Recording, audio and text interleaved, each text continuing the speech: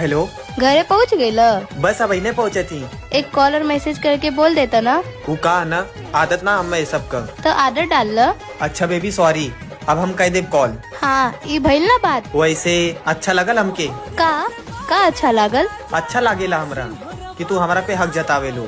तू हमार हव तो हक का पड़ोसी पर जताई। अरे नाना बिल्कुल नहीं, तो हार हक बा।